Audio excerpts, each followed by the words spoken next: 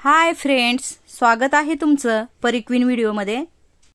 हिरवळीने बहरलेल्या डोंगर रांगा, वाऱ्यावर डोलणारे झाडे आणि त्यात शांत असणाऱ्या त्या दऱ्या आणि डोंगरावरून कोसळणारे धबधबे अशा निसर्गाच्या कुशीत असणाऱ्या आद्यकवी मुकुंदराज स्वामी यांच्या समाधीतळाचे दर्शन घेण्यासाठी आपण अंबाजोगाई या गावी आलेलो आहोत। अंबाजोगाईच्या बस स्टँडपासून मुकुंदराज स्वामीचं समाधीस्थळ 4 ते 5 किलोमीटर एवढ्या अंतरावर आहे। चला तर मग या समाधीस्थळाविषयीचा थोडासा इतिहास आपण जाणून घेऊया। मुकुंदराज महाराजांचा जीवनकाल हा 12व्या शतकातील होता। ते मराठी भाषेतील आद्यकवी होते। त्याचबरोबर मुकुंदराजाने श्री विवेक सिंधू या ग्रंथाद्वारे शंकराचार्याच्या वेदांतावर निरूपणात्मक विवेचन केलेले आहे। त्याचबरोबर 1110 सालच्या सुमारास मराठी भाषेतून हा ग्रंथ त्यांनी आपली जन्मभूमी असलेल्या अंबाजोगाई या जन्मगावी त्यांनी लिहिला। विवेक सिंधू ग्रंथामध्ये 18 अध्याय आहेत। त्याचबरोबर त्यांनी परमामृत, पवनविजय हे ग्रंथ देखील लिहिलेले आहेत। मुकुंदराज स्वामींना इतिहासातील पहिले आद्यकवी म्हणून ओळखले जाते। मुकुंदराज स्वामी विषयी एक कथा अशी सांगितली जाते की शके 950च्या काळामध्ये अंबाजोगाई शहराला अंबापूर या नावाने ओळखले जात होते। त्यावेळी या गावामध्ये महापराक्रमी राजा जयपाल होऊन गेला। त्याला ब्रह्मस्वरूप पाहण्याची खूप इच्छा होती। त्या काळामध्ये अंबापुरात जो कोणी साधू संत येईल त्याचा राजा योग्य पाहुणचार करून त्यांना नम्रतेने विनंती करीत असे की कृपा करून मला ब्रह्मस्वरूपाचे दर्शन घडवून आणा। राजाची ती इच्छा त्या साधूने पूर्ण केली नाही की राजा त्या साधूला कारावासात टाकत असे आणि कारागृहात टाकलेल्या त्या साधू संताला राजा दिवसा तळे खोदण्यास पाठवी व रात्री घोड्याचे धान्य भरडायला लावत असे। असा हा राजा त्या साधू संतांना त्रास देत असे। या भीतीने अंबापुरात एकही साधू संत येण्यास घाबरत असे। ही गोष्ट दूरवर पसरली आणि दूरवर म्हणजेच ही गोष्ट काशीपर्यंत जाऊन पोहोचली। मुकुंदराज तेव्हा काशीमध्ये होते। त्यांना ही बातमी ऐकून खूप वाईट वाटले आणि त्यांनी ठरवले की अंबापुरात जाऊन सर्व साधू संतांना मुक्त करायचे। मुकुंदराज अंबापुरात आले। त्यांनी पाहिलं की सर्व साधू तळे खोदत आहेत। मुकुंदराज महाराजांनी ते पाहताच स्वतः बालरूप घेतले व नारायण नारायण नावाचा जप करत राजाकडे जाऊ लागले।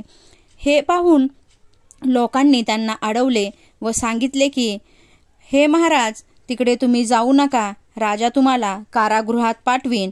महाराजांनी काही त्यांचे ऐकले नाही। ते राजापर्यंत जाऊन पोहोचले। राजाजवळ मुकुंदराज महाराज जाताच राजा महाराजांना म्हणाला, मला ब्रह्मस्वरूप दाखवा। महाराजांनी राजाला घोड्यावर तयार होऊन येण्यास सांगितले। राजा घोड्यावर तयार होऊन आला। महाराजांनी घोड्याला एक चाबकाचा फटका मारला। तोच घोडा व राजा 7 दिवस समाधी स्वरूप झाला। 8व्या दिवशी समाधी उतरून मुकुंदराजांनी जयपाल राजास विचारले की राजा, ब्रह्मस्वरूप दर्शन झाले का? तेव्हा जयपाल राजाने घोड्यावरून खाली उतरून मुकुंदराजांना साष्टांग नमस्कार घातला आणि मोठ्या नम्रतेने व आदरपूर्वक म्हणाला की महाराज, आपल्या कृपेने मला ब्रह्मस्वरूप दर्शन झालेले आहे। आपल्यामुळेच माझे सर्व हेतू परिपूर्ण झाले।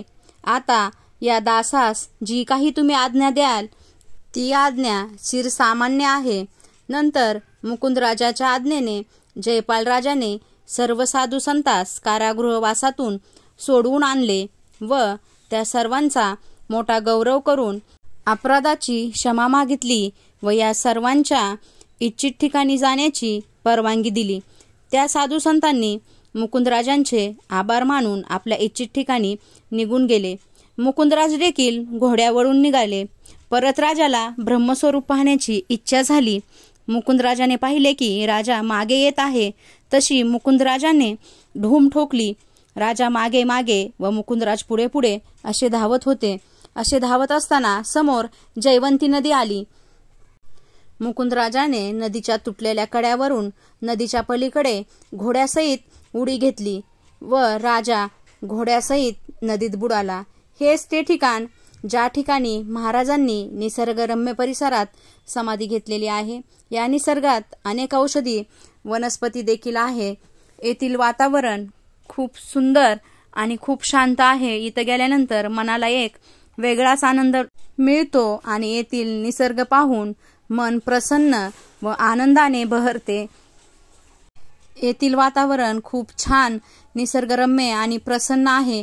तुम्ही अवश्य एकदा या ठिकाणी भेट द्या. जेव्हा आपण भेट देतो त्यानंतरच आपल्याला लक्षात येते की तेथील वातावरण आणि आजूबाजूचा परिसर किती सुंदर आणि निसर्गाने बहरलेला आहे. तो मुकुंदराज स्वामीचं छोटंसं मंदिर आहे, परंतु खूप छान आणि सुंदर हे मंदिर आहे. इथं आल्यानंतर खूप मनाला प्रसन्न वाटते. आता आम्ही समाधीस्थळाचे दर्शन घेतलेले आहे. चला तर मग आता समाधीस्थळाचे दर्शन घेऊन आपण बाहेरचा आजूबाजूचा बहरलेला परिसर पाहूया.